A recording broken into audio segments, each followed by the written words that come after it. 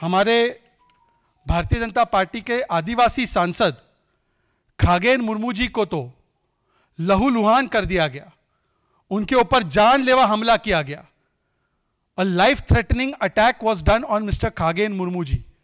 उनकी स्थिति इतनी बुरी हुई कि उनकी आंखों पर जो चोट लगी, उनकी आंख जाते जाते बची है। ये उनका एक्सरे है, स्कल फ्रैक्चर हुआ है, सिर फूट गया है, खून निकल रहा था उनके चेहरे से, उनके सिर से, सिर फट गया था। ये एक्सरे है उनका, और फिर वो आईसीयू में है, बोलने की भी स्थिति नहीं है उनकी। और ममता बनर्जी वहां पर निर्ममता दिखाते हुए फोटो ऑप के लिए जाती हैं। 1 मिनट से कम वो वहां पे बिताती हैं और बाहर आकर वीडियो शूट करने के बाद कहती हैं कि बस कान पे थोड़ी सी चोट लगी है। ये है उनका एक्सरे, किस प्रकार से आंख उनकी just by a matter of, कह सकते हैं कि लिटिल बिट ऑफ सेंटीमीटर्स या मिलीमीटर्स से उनकी आंख जाते जाते बची है। ये ट्राइबल नेता है, बहुत वरिष्ठ आदिवासी समाज से ये हमारे नेता है और सांसद है।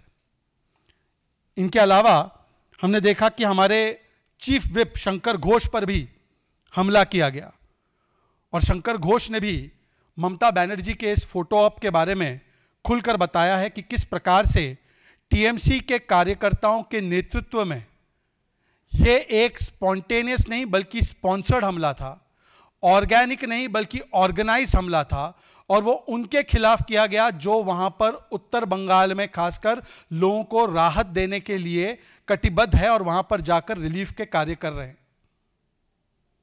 एक ट्राइबल नेता पे हमला, हमारे चीफ विप पर हमला, और कल दोपहर शाम को भी आपने देखा है कि एक और हमारे विधायक मनोज कुमार ओरांव जो आदिवासी समाज से ही आते हैं, उन पे भी यह हमला जानलेवा किया गया। उनके साथ साथ वहां पर महिलाओं को भी और सेंट्रल सिक्योरिटी फोर्सेस को भी नहीं बख्शा गया। और इसीलिए मैं कहता हूं कि आज टीएमसी का मतलब बन चुका है तालिबानी मानसिकता और कल्चर।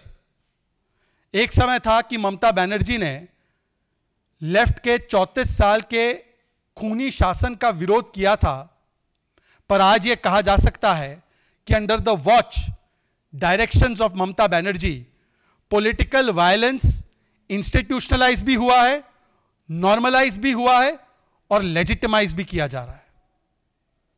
आप सोचिए, अगर एक सांसद, एक चीफ विप, एक एमएलए सुरक्षित नहीं है। 6 जनवरी 2024 को ईडी की टीम पर हमला हुआ, एक पूरी मॉब, टीएमसी द्वारा प्रायोजित मॉब उन पर हमला करती है, उनके साथ साथ सीआरपीएफ के जवानों पर हमला होता है। अप्रैल 2024 में एनआईए की टीम जब ईस्ट मेदिनीपुर में आतंकी गतिविधि के खिलाफ कार्रवाई करती है तो उन पर टीएमसी प्रायोजित हमला कराती है। सितंबर 2025 जब हमारे विधायकों की और चीफ विप की तो असेंबली में पिटाई कर दी जाती है, उनको किस प्रकार से वहां के मार्शल्स ने उठाकर पटक पटक कर फेंका।